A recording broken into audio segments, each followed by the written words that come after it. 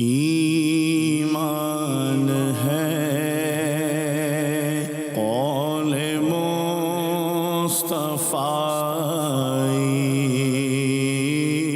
الحمد للہ رب العالمین والصلاة والسلام على سید الانبیاء والمرسلین، اما بعد فاعوذ باللہ من الشیطان الرجیم، بسم اللہ الرحمن الرحیم۔ الصلاة والسلام علیک یا رسول اللہ وعلی آلک واصحابک یا حبیب اللہ۔ الصلاة والسلام علیک یا نبی اللہ وعلی آلک واصحابک یا نور اللہ۔ نبی کریم صلی اللہ تعالی علیہ وآلہ وسلم کا ارشاد پاک ہے، بروز قیامت میرے سب سے زیادہ نزدیک قریب ترین شخص وہ ہوگا جس نے مجھ پر کثرت سے درود پاک پڑھے ہوں گے۔ صلو علی الحبیب صلی اللہ تعالی علی محمد صلی اللہ تعالی علیہ وآلہ وسلم۔ پیارے پیارے اسلامی بھائیوں اور مدنی چینل کے ناظرین، ہم آج پھر اپنے سلسلے درس بخاری شریف میں آپ کو خوش آمدید کہتے ہیں۔ ہو سکے تو حصول ثواب کی خاطر بیان سننے سے پہلے اچھی اچھی نیتیں بھی فرما لیجئے کہ فرمان مصطفیٰ صلی اللہ تعالی علیہ وآلہ وسلم ہے، نیت المؤمن خیر من عملہ، مومن کی نیت اس کے عمل سے بہتر ہے۔ ناظرین، حضرت امام بخاری علیہ رحمۃ اللہ الوالی نے اپنی کتاب الجامع الصحیح البخاری میں ایک عنوان قائم کیا، کتاب الاستئذان کے نام سے، مطلب ہے اجازت لینے کا بیان۔ امام بخاری علیہ رحمہ نے یہ عنوان یا یہ باب دوسروں کے گھروں میں داخل ہونے کے لیے ان سے اجازت لینے کے احکام کے متعلق احادیث مبارکہ پر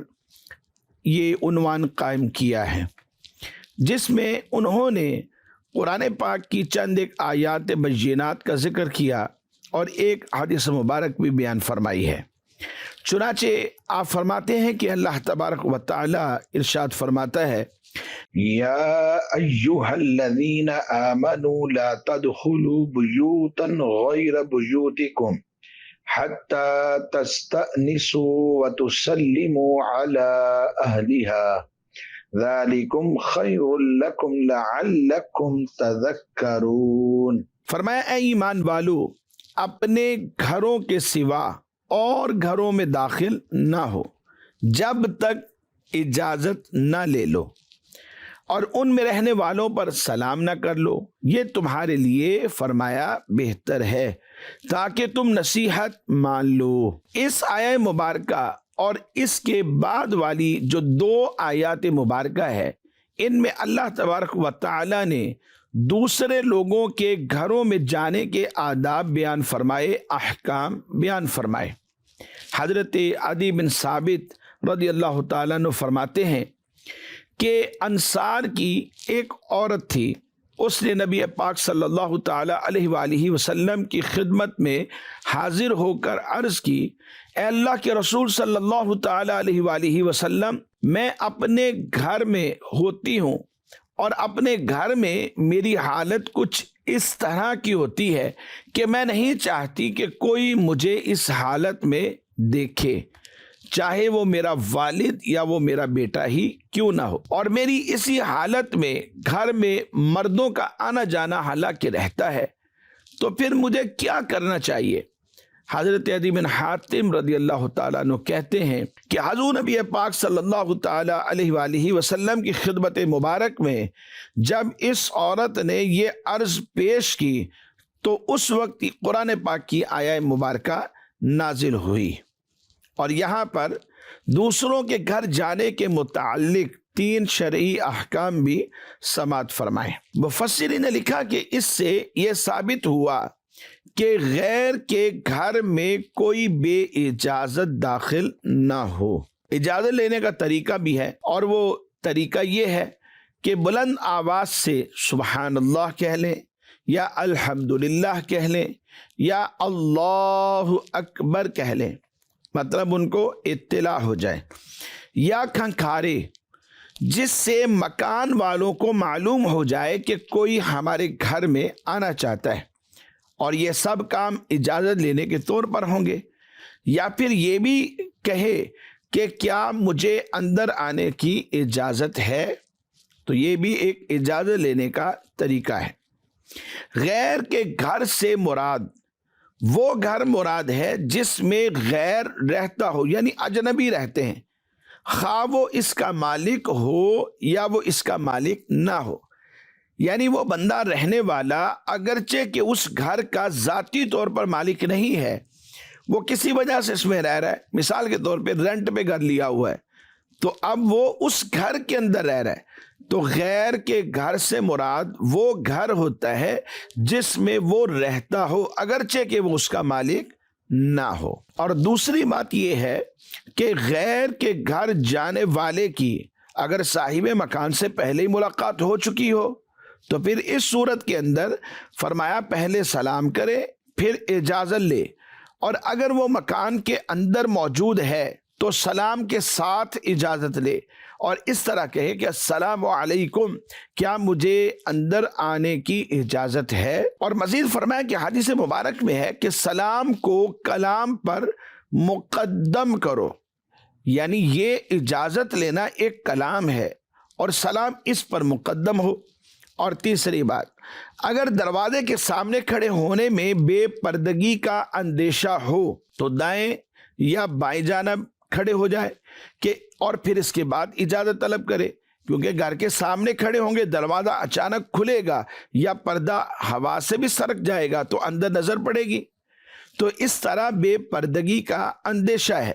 تو اجازت لینے والا یا تو دروازے کے دائیں طرف کھڑا ہو جائے یا پھر بائیں طرف کھڑا ہو جائے اور پھر اس کے بعد اجازت لے۔ حدیث مبارک میں ہے کہ اگر گھر میں ماں ہو یعنی والدہ گھر میں موجود ہے، فرمایا جب بھی گھر جانے سے پہلے اجازت طلب کرو۔ مدنی چینل کے ناظرین، اس آیہ مبارکہ کے بعد جو اگلی آیہ مبارکہ ہے اس میں اللہ تبارک و تعالی ارشاد فرماتا ہے فَإِن لَمْ تَجِدُوا فِيهَا أَحَدًا فَلَا تَدْخُلُوهَا حَتَّى يُؤْذَنَ لَكُمْ وَإِن قِيلَ لَكُمُ ارْجِعُوا فَارْجِعُوا هُوَ أَزْكَىٰ لَكُمْ وَاللَّهُ بِمَا تَعْمَلُونَ عَلِيمٌ۔ پھر اگر تم ان گھروں میں کسی کو نہ پاؤ، یعنی بندہ گھر میں گیا اور وہاں کوئی موجود نہیں ہے، تو پھر کیا کریں؟ تو فرمایا تو بھی ان میں داخل نہ ہونا، یعنی ان گھروں میں داخل نہ ہونا جب تک تمہیں اجازت نہ دے دی جائے، اور اگر تمہیں کہا جائے کہ واپس لوٹ جاؤ تو فرمایا تو تم واپس لوٹ جاؤ، یہ تمہارے لیے زیادہ پاکیزہ ہے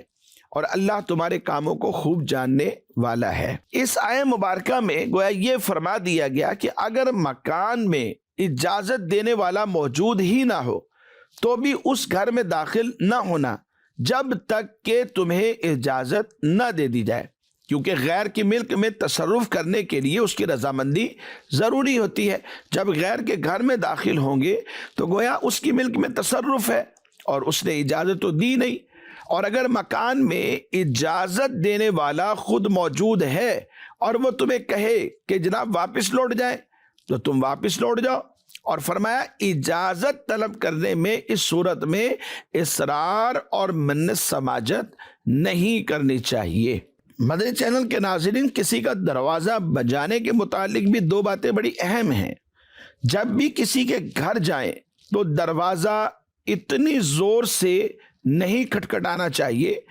اور شدید آواز سے نہیں چیخنا چاہیے کہ ایک بندہ معیوب لگنے لگے۔ بہت زور سے بسا اوقات چیخنے اور چلانے لگ جاتے ہیں یا دروازہ بڑی زور سے بجانے لگ جاتے ہیں، یہاں تک کہ بطور خاص علماء اور بزرگوں کے دروازے پر ایسا کرنا اور ان کو زور سے پکارنا، وہاں چیخنا اور چلانا اور آوازیں دینا، یہ مکروہ اور خلاف ادب کام ہے۔ لہذا ہونا یہ چاہیے کہ بندہ ایک درمیانی انداز میں دروازہ بجائے، اسی طرح آواز بھی بلا ضرورت بہت زیادہ اونچی نہیں ہونی چاہیے۔ یوں ہی جس کے گھر پر بیل لگی ہوئی ہے تو ایسا نہ ہو کہ بیل کے اوپر ہاتھ رکھ دیا اور پھر بھول گئے، یعنی بیل بجائی تو لمبی بیل بجائی، ایسا نہیں کرنا چاہیے، بلکہ ایک مرتبہ بیل بجائیں اور اس کے بعد ہاتھ ہٹا لیں اور ایک سائڈ میں کھڑے ہو کر انتظار کریں۔ اگر ضرورت پڑے تو دوسری مرتبہ یا تیسری مرتبہ بھی بیل بجا سکتے۔ اب تیسری مرتبہ کے بعد بھی اگر کوئی نہیں آیا تو پھر دوبارہ ہمیں لوٹ جانا چاہیے، جہاں سے آئے ہیں وہاں چلے جائیں۔ ہاں اگر کوئی شدید مجبوری ہے اور ضرورت بھی ہے تو ایسی صورت میں چوتھی مرتبہ بھی شریعت نے اجازت دی ہے، کیونکہ 3 مرتبہ کہنا یہ جائز تو ہے لیکن واجب نہیں ہے۔ اگر کوئی شخص ایک ہی مرتبہ بیل بجائے یا ایک ہی مرتبہ دروازہ بجائے یا ایک ہی مرتبہ پکارے لیکن پھر جواب نہ آئے اور یہ واپس لوٹ جائے تو شرعاً اس میں بھی کوئی حرج نہیں ہے۔ ہاں ضرورتاً دوسری مرتبہ یا تیسری مرتبہ پکارنا بہت زیادہ زور سے نہ ہو، یا دروازہ درمیانے انداز میں بجانا یا بیل بجا کے انتظار کرنا، پھر تیسری مرتبہ بھی ایسا کرنا، شرعاً اس میں حرج نہیں۔ اور اگر بہت زیادہ ضرورت ہے، شدید حاجت ہے، لازمی طور پر ملنا ہے تو چوتھی مرتبہ کی بھی شریعت نے اجازت رکھی ہے۔ اب یہاں پر مزید یہ بھی ارشاد فرمایا گیا کہ جب کسی کا دروازہ بجاتے ہیں اور اندر سے یہ پوچھا جاتا ہے کہ بھائی کون ہے، تو اس کے جواب میں نہیں کہنا چاہیے بلکہ اپنا نام بتائیں کہ میں کون ہوں، تاکہ پہچان ہو سکے، یا کوئی ایسی بات کہیں یا ایسا جملہ کہیں کہ جس سے گھر والوں کو پتہ چل جائے کہ یہ فلاں شخص جو ہے وہ دروازے پہ کھڑا ہے۔ صرف میں کہہ دینا اسے ناپسند کیا گیا ہے۔ حضرت جابر بن عبداللہ رضی اللہ تعالیٰ عنہ فرماتے ہیں کہ میں اپنے والد کے قرض کے سلسلے میں نبی پاک صلی اللہ علیہ وسلم کی بارگاہ میں حاضر ہوا تو میں نے دروازہ بجایا، آپ نے پوچھا کون ہے، میں نے عرض کیا کہ میں ہوں، آپ نے ارشاد فرمایا میں یعنی میں بھی ہوں۔ گویا آپ نے اس جواب کو ناپسند فرمایا۔ اور بھی بہت ساری تفصیلات اور احکام اس حوالے سے ہیں۔ مزید تفصیل کے لیے بہار شریعت جلد 3 اور حصہ 16 سے مکان میں جانے کا جو بیان ہے اس کا مطالعہ کیا جا سکتا ہے۔ آیہ مبارکہ میں یہ بھی فرمایا ہوا ازکا لکم، یعنی اگر واپس جانے کا کہا جائے تو لوٹ جانا یہ تمہارے لیے پاکیزہ ہے، یعنی اجازت نہ ملنے کی صورت میں تمہارا لوٹ جانا یہ تمہارے لیے زیادہ پاکیزہ کام ہے، کیونکہ بعض اوقات لوگ اس حال میں ہوتے ہیں کہ اس وقت وہ کسی کا اپنے پاس آنا پسند نہیں کرتے، تو عافیت یہی ہے کہ انسان واپس لوٹ جائے۔ تو مدنی چینل کے ناظرین، مذکورہ بالا آیات مبارکہ سے معلوم ہوا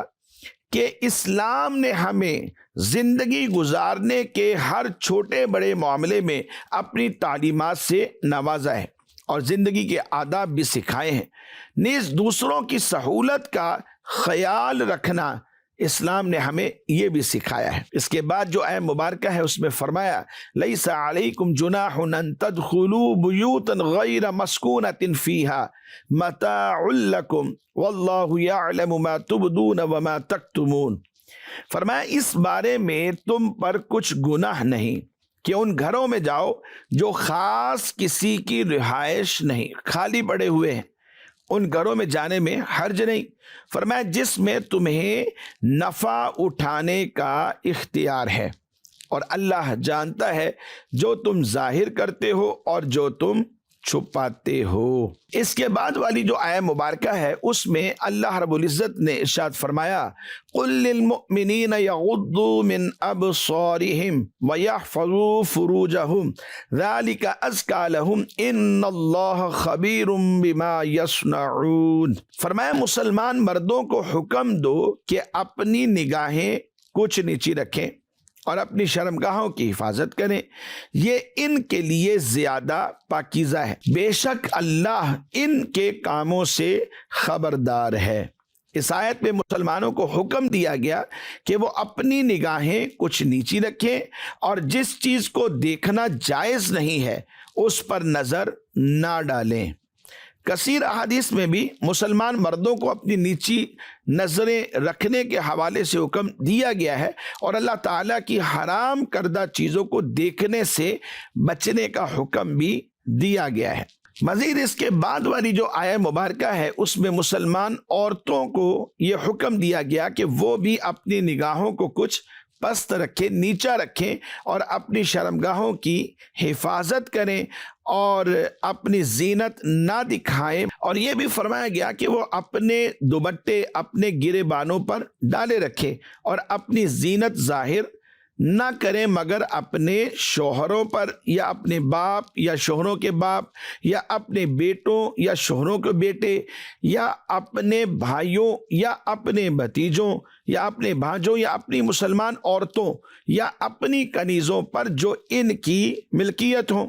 یا مردوں میں سے وہ نوکر جو شہوت والے نہ ہوں، یا وہ بچے جنہیں عورتوں کی شرم کی چیزوں کی خبر نہیں، اور زمین پر اپنے پاؤں اس لیے زور سے نہ ماریں کہ ان کی اس زینت کا پتہ چل جائے جو انہوں نے چھپائی ہوئی ہے۔ اور اے مسلمانوں، تم سب اللہ کی طرف توبہ کرو اس امید پر کہ تم فلاح پاؤ۔ خواتین کا مرد حضرات کو دیکھنا یہ شرعاً جائز تو ہے، جب کہ مردوں کو دیکھتے ہوئے ان کے دل میں کوئی غلط خیال پیدا نہ ہو، کیونکہ عورت کا مرد کو دیکھنے کا حکم وہی ہے جو مرد کا مرد کو دیکھنے کا حکم ہے، یعنی عورت مرد کے ناف سے لے کر گھٹنوں تک کے علاوہ جو اعضاء ہیں ان کی طرف نظر ڈال سکتی ہے، یعنی دیکھ سکتی ہے، جبکہ عورت کو یقین ہو کہ مرد کو دیکھنے سے شہوت نہیں آئے گی۔ اور اگر عورت کو مرد کی طرف دیکھنے سے شہوت کا خوف ہو یا شک ہو کہ دیکھنے سے شہوت آئے گی تو فرمایا تو عورت کا مرد کی طرف اس حالت میں دیکھنا یہ جائز نہیں ہے۔ اور مدنی چینل کے ناظرین، آئیے اس عنوان کے تحت حضرت امام بخاری علیہ رحمہ نے ایک حدیث مبارک کو بھی ذکر فرمایا ہے، وہ بھی سماعت فرمائیے۔ حدیث نمبر ہے 5873۔ حضرت امام بخاری رحمۃ اللہ تعالی علیہ نے اس حدیث کو روایت کیا، اور آپ کہتے ہیں کہ سیدنا ابو ہریرہ رضی اللہ تعالی عنہ سے روایت ہے کہ نبی پاک صلی اللہ علیہ وسلم نے ارشاد فرمایا، خلق اللہ آدم علی صورتہ طولہ 60 ذراعا۔ اللہ تعالیٰ نے حضرت آدم علی نبینا وعلیہ الصلاۃ والسلام کو اپنی صورت پر بنایا، ان کی لمبائی 60 ہاتھ تھی۔ پھر اس کے بعد جب اللہ تبارک و تعالی انہیں پیدا کر چکا تو فرمایا، اذهب فسلم علی اولئک النفر من الملائکہ جلوس فاستمع ما یحیونک فإنها تحیتک وتحیت ذریتک۔ فرمایا کہ جاؤ ان فرشتوں کو جو بیٹھے ہوئے ہیں انہیں سلام کرو اور سنو کہ وہ تمہارے سلام کا کیا جواب دیتے ہیں، کیونکہ یہی تمہارا اور تمہاری اولاد کا سلام ہوگا۔ پھر حضرت آدم علی نبینا علیہ الصلاۃ والسلام گئے اور آپ نے جا کر کہا، السلام علیکم۔ فرشتوں نے جواب دیا، السلام علیکہ ورحمۃ اللہ، یعنی انہوں نے ورحمۃ اللہ کا جو لفظ ہے وہ بڑھایا۔ تو اس کے بعد حدیث مبارک میں ہے کہ جو شخص بھی جنت میں جائے گا آدم علیہ السلام کی صورت کے مطابق ہو کر جائے گا۔ پھر اس کے بعد اب تک مخلوق کا جو قد و قامت ہے وہ پھر کم ہوتا رہا، کیونکہ حضرت آدم علیہ نبینا علیہ الصلاۃ والسلام کی جب تخلیق کی گئی تو 60 شرعی گز جو تھے وہ آپ کا قد مبارک تھا۔ سلام کے احکامات بیان کرتے ہوئے اللہ تبارک و تعالی ارشاد فرماتا ہے، وَإِذَا حُيِّيتُم بِتَحِيَّةٍ فَحَيُّوا بِأَحْسَنَ مِنْهَا أَوْ رُدُّوهَا إِنَّ اللَّهَ كَانَ عَلَى كُلِّ شَيْءٍ حَسِيبًا۔ اور جب تمہیں کسی لفظ سے سلام کیا جائے تو تم اس سے بہتر لفظ سے جواب دو یا وہی الفاظ کہہ دو، بے شک اللہ ہر چیز پر حساب لینے والا ہے۔ ناظرین، اسلام سے پہلے اہل عرب کی یہ عادت تھی کہ جب وہ ایک دوسرے سے ملاقات کرتے تو پھر وہ کہا کرتے تھے حیاک اللہ، یعنی اللہ تجھے زندہ رکھے۔ اور جب دین اسلام آ گیا تو اس میں اس کلمے کو سلام سے تبدیل کر دیا گیا، اور یہ کلمہ حیاک اللہ کے مقابلے میں زیادہ کامل ہے۔ اس کی وجہ یہ ہے جو شخص سلامت ہوگا تو وہ لازمی طور پر زندہ بھی ہوگا، اور صرف زندہ شخص ضروری نہیں ہے کہ وہ سلامت بھی ہو، کیونکہ اس کی زندگی مصیبتوں سے اور آفات سے ملی ہوئی ہوتی ہے۔ اس لیے زندہ ہونا یہ ضروری نہیں ہے کہ سلامت بھی ہو، لیکن جو سلامت ہوگا وہ یقیناً کہ زندہ بھی ہوگا۔ سلام سے متعلق چند ایک شرعی مسائل بھی سماعت فرمائیں۔ سلام کرنا سنت ہے اور جواب دینا یہ فرض، اور جواب میں افضل یہ ہے کہ سلام کرنے والے کے سلام پر ہم کچھ بڑھائیں۔ مثال کے طور پہ پہلا شخص اگر کہے السلام علیکم تو جواب میں ہم کہیں وعلیکم السلام ورحمت اللہ، اور اگر پہلا شخص ورحمت اللہ کا اضافہ کرے تو ہم وبرکاتہ بڑھا دیں اور یوں کہیں وعلیکم السلام ورحمت اللہ وبرکاتہ۔ ہاں، اس کے بعد مزید اضافہ نہ کیا جائے۔ بندہ جب اپنے گھر میں داخل ہو تو بیوی کو سلام کرے۔ بعض جگہ یہ بڑی غلط رسم پڑ گئی ہے کہ میاں بیوی کے اتنے گہرے تعلقات ہونے کے باوجود بھی ایک دوسرے کو سلام سے محروم کر دیتے ہیں۔ سلام ہے کیا؟ یہ دعائی تو ہے۔ سلام کیا جائے گا تو گویا ہم نے سلامتی کی دعا دی ہے۔ اور مزید یہ کہ بہتر سواری والا کم تر سواری والے کو سلام کرے، اور کم تر سواری والا پیدل چلنے والے کو سلام کہے، اور پیدل چلنے والا بیٹھے ہوئے کو سلام کہے، اور چھوٹا بڑے کو اور تھوڑے جو لوگ ہیں وہ زیادہ کو سلام کہیں۔ اور مزید مدنی چینل کے ناظرین، یہ جو کہا گیا ہے کہ ہر شخص جو جنت میں داخل ہوگا وہ حضرت آدم علی نبینا وعلیہ الصلاۃ والسلام کی صورت پر ہوگا، اس کے بارے میں شارحین نے لکھا ہے کہ ہر وہ شخص کے جو جنت میں داخل ہوگا وہ حضرت آدم علیہ السلام کی صورت میں حسن و جمال اور قد و قامت والا ہوگا، اور وہ اس صورت میں داخل نہیں ہوگا جو اس کا اپنا کالا رنگ تھا، یعنی دنیا میں اس کا رنگ کالا تھا، لیکن ایسا جنت میں داخلے کے وقت نہیں ہوگا۔ اسی طرح دنیا میں یہ آفات میں مبتلا تھا، مراد یہ کہ اس کا ایک ہاتھ نہیں تھا، یا اس کی ٹانگ کٹی ہوئی تھی، یا اس کی ایک آنکھ نہیں تھی، اس طرح کوئی نہ کوئی اس کا عضو کم تھا۔ تو فرمایا کہ جب یہ جنت میں داخل ہوگا تو اس کے یہ سارے کے سارے جو نقص ہوں گے وہ ختم ہو چکے ہوں گے، اور اسے ایک حسین و جمیل شکل کے اندر، یعنی اس کا حسن بھی پورا ہوگا، اس کا جمال بھی پورا ہوگا، اور قد و قامت بھی اس کا پورا ہوگا، اور دنیا کے جتنے بھی عیوب تھے وہ سارے کے سارے اس کے ختم ہو چکے ہوں گے، اور حضرت آدم علیہ السلام کی صورت میں اسے جنت میں داخل کیا جائے گا۔ بعض شارحین حدیث نے لکھا کہ جب انسان جنت میں داخل ہوں گے تو اس صورت کی طرف لوٹ جائیں گے جو صورت ان کے والد حضرت آدم علی نبینا وعلیہ الصلاۃ والسلام کی حسن و جمال اور قد و قامت کی تھی۔ مفتی احمد یارخان نعیمی رحمۃ اللہ تعالی علیہ آپ لکھتے ہیں، اور تمام جنتی انسان آدم علیہ السلام کی طرح حسین و جمیل اور تندرست ہوں گے، کوئی بد شکل یا بیمار نہ ہوگا، اور سب کا قد 60 ہاتھ ہوگا، کوئی اس سے کم یا زیادہ نہ ہوگا۔ دنیا میں خواہ پست قد تھا یا دراز قد، بچہ تھا یا بوڑھا، لیکن جب جنت میں داخل ہوگا تو سب کے قد 60 ہاتھ ہوں گے۔ مدنی چینل کے ناظرین، یہ تھا آج کا پروگرام۔ اس میں بطور خاص پردے کے حوالے سے، کسی کے گھر میں جانے کے حوالے سے، اور سلام کیسے کرنا ہے، گھر جانے سے پہلے ہمیں اجازت لینی چاہیے، ان احکام کا ذکر ہوا بار بار سنیے اور جو کہا گیا اس پر عمل کرنے کی کوشش کریں۔ اللہ تبارک و تعالی ہم سب کو ہی عمل کرنے کی توفیق عطا فرمائے، آمین بجاہ النبی الامین صلی اللہ تعالی علیہ وآلہ واصحابہ وبارک وسلم۔ ایمان ہے قول مصطفیٰ